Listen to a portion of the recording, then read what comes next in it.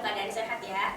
Nah, sekarang kita akan kembali beribadah sekolah minggu lagi. Sebelum kita mulai, kita akan berdoa terlebih dahulu. Semuanya lipat tangannya, tutup matanya, kita berdoa.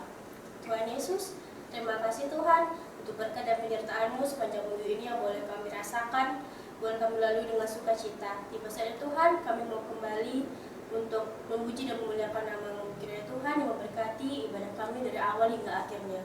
Di dalam nama Yesus kami berdoa dan mengucap syukur. Haleluya. Amin. Kita akan lagu pujian kita yang pertama, This is the day that the Lord has made.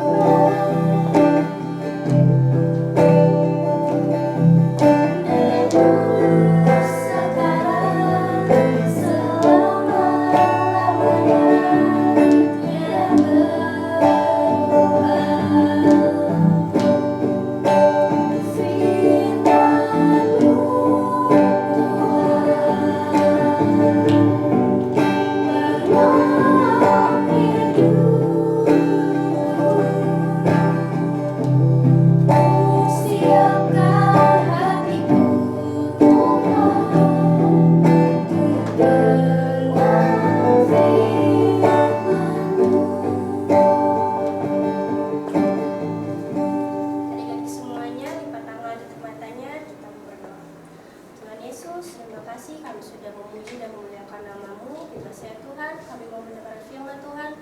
Tuhan berkati guru kami yang akan menyampaikan firman-Mu, kami siap untuk mendengarkan. Dalam nama Yesus kami berdoa dan ucap syukur. Haleluya. Amin. Selamat pagi anak-anak sekolah minggu. Selamat pagi anak-anak sekolah minggu yang ada di rumah. Hari ini kita akan belajar lagi firman Tuhan. Firman Tuhan hari ini terdapat di dalam kitab Ester pasal 5 ayat 1 sampai pasal 10 ayat 3. Judul firman Tuhan hari ini adalah Ratu Ester menyelamatkan bangsa Yahudi. Apa judulnya? Oke. Anak-anak sekolah minggu masih ingat cerita minggu lalu? Cerita minggu lalu adalah tentang siapa? Ratu Ester yang diangkat menjadi Ratu Ester diangkat menjadi ratu. Masih ingat Ratu Ester ini orang apa? Bangsanya bangsa apa? Bangsa Yahudi. Kemudian Ratu Ester mempunyai sepupu. Sepupunya namanya siapa? Masih ingat? Mordekai. Kemudian ada orang jahat. Minggu lalu tante siapa? Anda yang buat cerita. Kemudian ada orang jahat yang mau membunuh Mordekai dan orang apa Yahudi. Namanya siapa? Masih ingat? Haman. Siapa namanya yang mau membunuh orang Yahudi? Haman. Iya. Karena Mordekai tidak mau apa? Tidak mau sujud, tidak mau berlutut kepada Haman, karena Haman merasa dia menjadi orang kepercayaan dari Raja Ahasuerus, makanya dia sombong. Kemudian dia mau semua orang menghormati dia. Mordekai tidak mau karena Mordekai mau sujud menyembah hanya kepada siapa? Kepada Tuhan, benar Grace. Kemudian Mordekai kan mendengar bahwa Haman mau membunuh seluruh orang apa tadi? Yahudi. Kemudian Mordekai berkabung. Kemudian dia menyampaikan kepada siapa? Yang ada di istana? Siapa namanya? Ratu? Iya, Ratu Ester. Kemudian dia menyampaikan pesan bahwa orang-orang Yahudi akan dimusnahkan oleh siapa? Haman. Kemudian Mordekai minta kepada Ratu Ester untuk berbicara kepada raja. Tetapi pada zaman itu, pada kerajaan Ahasuerus, ada satu peraturan. Kalau menghadap raja tanpa diminta oleh raja, dia mendapat hukuman mati. Tidak boleh sembarang menghadap raja. Kalau sembarang menghadap raja, mereka akan dihukum mati. Selama 30 hari, 30 hari ini kata Ratu Ester, dia tidak pernah dipanggil oleh raja. Tetapi karena Ratu Ester mempunyai sikap yang mau berjuang, dia bilang dia rela untuk berkorban. Coba anak-anak buka di pasal 5 ayat 1. Ratu Ester pasal 5 ayat 1. Pada hari yang ketiga, Ester mengenakan pakaian ratu lalu berdiri di pelataran dalam istana.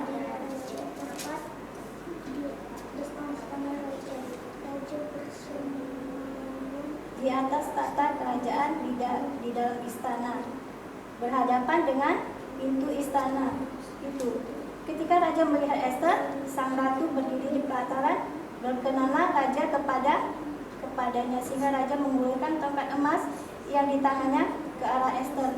Lalu mendekatlah Ester dan menyentuh ujung tongkat itu. Iya. Kemudian Ratu Ester melihat. Ratu Ester datang. Ya, dia datang. Sebelumnya dia mempersiapkan dirinya. Dia suruh orang-orang yang di sekitarnya untuk apa? Minggu lalu diceritakan berpuasa untuk dia sebelum dia menghadap raja. Mereka diminta untuk berpuasa untuk Ratu Ester. Ratu Ester memohon siapa dulu? Memohon belas kasihan dari itu Tuhan, memohon pertolongan dari itu Tuhan. Sebelum dia minta tolong sama Raja Ahasuerus, dia minta pertolongan dari itu Tuhan terlebih dahulu. Kemudian pada hari ketiga setelah selesai berpuasa, kemudian Ratu Ester datang menghadap Raja. Raja berkenan, kemudian disentuhlah, dikasih tongkat emas. Anak-anak lihat situ ada tongkat emas. Kemudian Ratu Ester menyentuh akan tongkat emas itu. Kemudian Raja bertanya kepada Ratu Ester, "Wahai Ratu Ester, apa yang engkau minta kepadaku?" Karena pasti kalau orang mau menghadap Raja pasti ada suatu permintaan. Kemudian Ratu Ester bilang, "Raja, datanglah ke perjamuan yang akan aku adakan." Tapi Raja datangnya sama Haman ya. Dengan siapa tadi? Iya, datang sama Haman. Kemudian Haman disuruh mempersiapkan diri untuk datang bersama dengan Raja. Kemudian mereka pesta, mereka makan minum. Kemudian malahan Ratu Ester meminta dia untuk datang 2 kali. Bersama dengan siapa tadi? Iya, Raja dan siapa lagi satu? Iya, Haman datang ke perjamuan yang dibuat oleh Ratu Ester. Kemudian Raja bertanya, "Apa yang kamu minta?" Kemudian Ratu Ester mengatakan bahwa dia memohon nyawanya. Di dalam Alkitab kita lihat bahwa pasal 7 ayat 3. Ya, apa yang diminta oleh Ratu Ester? Coba baca. Pasal 7 ayat 3. Maka 1, 2, 3. Maka jawab Ester, "Jikalau hamba mendapat kasih Raja, dan jikalau baik pada pemandangan Raja, karuniakanlah kiranya kepada hamba-Nya hamba atas permintaan hamba dan bangsa hamba atas keinginan hamba." Iya, Ratu Ester menginginkan supaya dia mendapat belas kasihan Raja, yaitu nyawanya, supaya dia tidak dibunuh oleh Haman. Karena Ratu Ester ini orang apa tadi? Iya, orang Yahudi. Yang mau dibunuh Haman itu orang apa? Iya, Ratu Ester mau dibunuh oleh Haman, makanya dia minta supaya dia nyawanya diselamatkan oleh Raja. Kemudian bukan saja nyawa Ratu Ester, tetapi nyawa seluruh orang Yahudi. Haman waktu dikadu sama Raja takut nggak Haman? Waktu makan enak-enak, waktu pesta-pesta enak-enak, dibilang itu ada yang jahatin saya. Haman, yaitu Haman. Mana kakak gambarnya? Iya, tuh Ratu Ester bilang itu yang jahatin saya, yang mau membunuh Ratu dan orang-orang. Iya, orang-orang Yahudi itu orangnya katanya. Kemudian Raja sangat marah karena si Haman mau mencelakai Ratu. Kemudian sebelumnya Haman ini mendirikan sebuah tiang. Tiang itu ukurannya 50 hasta. Sebenarnya tiang itu mau dipakai untuk menggantung sepupunya Ester. Siapa namanya? Sepupunya Ester siapa namanya tadi? Mordekai. Dia mau menggantung Mordekai pertama-tama. Rupanya karena Raja marah, akhirnya siapa yang digantung di tiang tadi? Haman. Ya, semua yang kelihatan mustahil bahwa si siapa? Mordekai mau digantung, malah sebaliknya Haman yang digantung. Itu semua karena siapa? Karena Tuhan. Ya, kemudian Haman sudah mati kan? Tetapi surat yang tadi diperintahkan untuk membunuh seluruh orang Yahudi sudah jalan. Yaitu sebelumnya Haman bilang, sebelum Haman mati kan mengirim surat kepada orang-orang untuk membunuh orang-orang Yahudi. Kemudian Ratu Ester bilang kepada Raja, Kalau nggak, surat sudah menyebar ke semua daerah. Tolong selamatkan orang Yahudi. Raja bilang dia tidak bisa, sebab surat itu sudah dimaterai, tidak bisa dirubah. Tetapi akhirnya raja menyuruh Mordekai dan Ratu Ester menulis lagi surat yang baru untuk dikatakan di situ ada supaya Mordekai itu kita baca di dalam pada pasal 8 di situ bahwa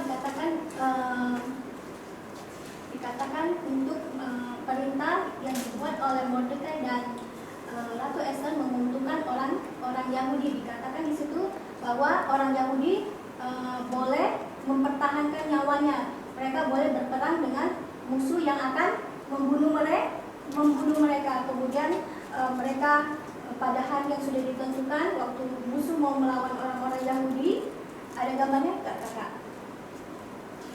Ya, waktu mereka mau dibunuh oleh orang jahat, orang-orangnya si Haman, mereka mempertahankan diri itu, ya, mempertahankan diri, dan akhirnya orang-orang Yahudi diberi kesempatan untuk membela diri, dan akhirnya mereka menang. Orang-orang Yahudi menang, mereka mendapat kemenangan yang sangat besar. Ada mereka bersukacita, ada gambarnya kakak? Mereka bersukacita dan merayakan hari Purim. Mereka bersukacita atas kemenangan yang sudah Tuhan berikan. Kemudian Haman tadi sudah mati kan? Iya, Haman sudah mati, dan banyak orang-orang yang jahat juga sudah dihukum mati. Kemudian ada juga anak-anak Haman, ada 10 orang anak-anak Haman juga kakak. Ya, ini anak-anak Haman juga dihukum mati semuanya. Semua karena perbuatan siapa tadi? Perbuatan tangan Tuhan. Hari ini kita belajar bahwa Tuhan Allah sanggup membatalkan keputusan yang buruk menjadi yang baik. Tadi yang buruk yang kayak mana? Yang mau dibunuh oleh Haman. Malahan Haman yang dibunuh. Semua karena Tuhan Allah sanggup mengubah sesuatu yang buruk, sesuatu yang kelihatan tidak baik menjadi yang baik. Asal seperti tadi Ratu Ester memohon kepada siapa duluan? Kepada raja atau kepada Tuhan? Kepada Tuhan, baru dia kepada raja. Tuhan mengubah akan hati raja dan mengubah akan semuanya menjadi yang baik. Begitu juga dengan anak-anak sekolah minggu. Tuhan juga sanggup menolong anak-anak sekolah minggu, baik yang di rumah maupun yang ada di sini. Tuhan itu sanggup menolong kita dalam hal apa saja. Asal kita serahkan segala kekhawatiran kita ke dalam tangan siapa? Tuhan. Ke dalam tangan Tuhan. Tuhan pasti sanggup membela kita. Jadi keadaan yang paling buruk pun yang terjadi pada kita, kalau kita berseru kepada Tuhan, Tuhan pasti tolong kita. Tuhan akan memberikan senantiasa kemenangan kepada kita. Seperti Ratu-Ratu Ester yang kecil di sini, Tuhan juga akan menolong kalian. Tuhan akan memberikan keberanian kepada kalian untuk membela kebenaran. Jangan membela yang jahat, tetapi membela kebenaran. Dan Tuhan izinkan kalian dimanapun kalian berada, supaya menjadi terang bagi sekeliling kalian. Puji Tuhan, kita sudah mendengarkan cerita firman Tuhan hari ini.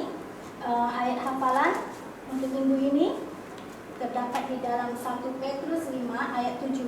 Anak-anak sekolah minggu yang di rumah, ayat hafalan minggu ini 1 Petrus 5 ayat 7. Kita buka di dalam 1 Petrus 5 ayat 7. Sudah dapat? Kita baca sama-sama yuk. 1, 2, 3. Serahkanlah segala kekhawatiranmu kepadanya, sebab Dia yang memelihara kamu. Ulang lagi. Serahkanlah segala kekhawatiranmu kepadanya, sebab Dia yang memelihara kamu. Iya. Siapa yang memelihara kita? Tuhan. Asal kita menyerahkan diri kita kepada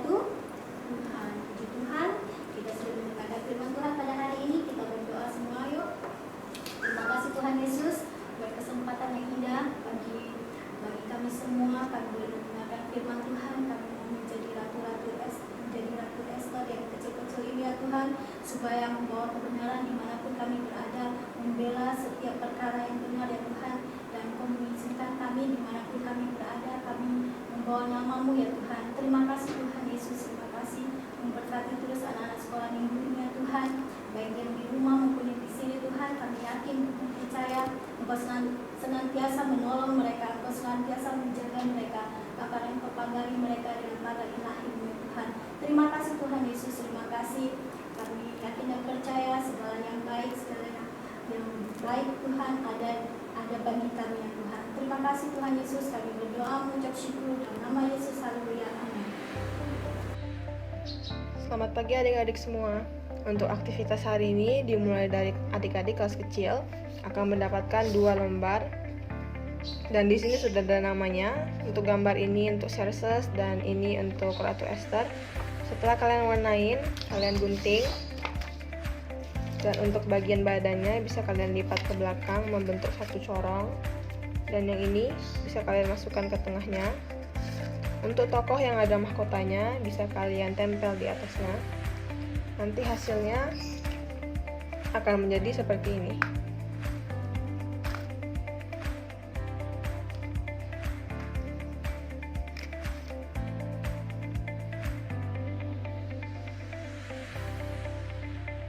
Selanjutnya untuk adik-adik kelas sedang nanti akan dapat satu kertas seperti ini. Adik-adik nanti warnain sesuai dengan perintah di sini. Untuk yang segitiga warnanya hitam, untuk yang bintang warnanya coklat, yang lingkaran warnanya abu-abu dan seterusnya. Setelah itu nanti jadinya akan seperti ini.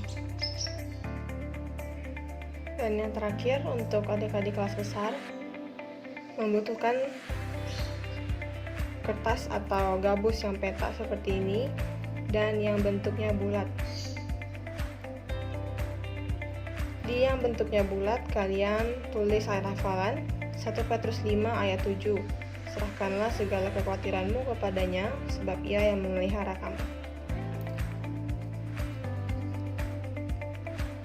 Demikian aktivitas untuk hari ini. Terima kasih dan Tuhan Yesus memberkati.